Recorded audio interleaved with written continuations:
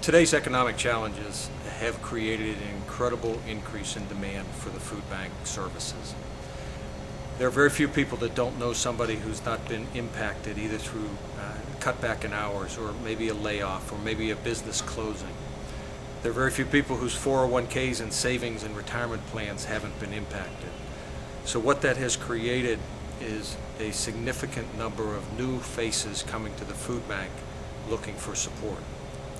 Our outbound food was up 50% last year over the prior year. Through the first 5 months of our new year here, we're up another 50%. So what that means is in a 2-year time frame, we will almost have doubled in size. I've been asked many times, aren't donations down because we're hearing there are tough times out there? And my response is, fortunately, they're not, because if they were down, here at the food bank, we wouldn't be able to serve that kind of significant growth.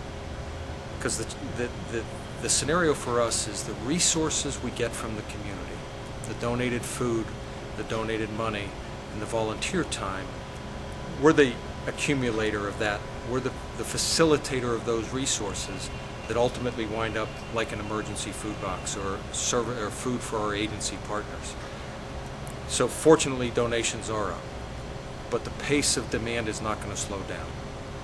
The numbers that we all see in the paper every day about unemployment and the underemployed number, when you add both of those numbers together, you're talking close to 20% of Arizona's population is living in that kind of an economic challenge situation.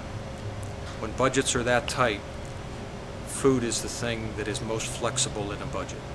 Because if the mortgage payment isn't made or the rent isn't paid, you lose your housing. If the car payment isn't made, you lose your car. So food tends to get squeezed, and people go without or don't have the right mix of items on their tables. That's when they turn to the food bank for support.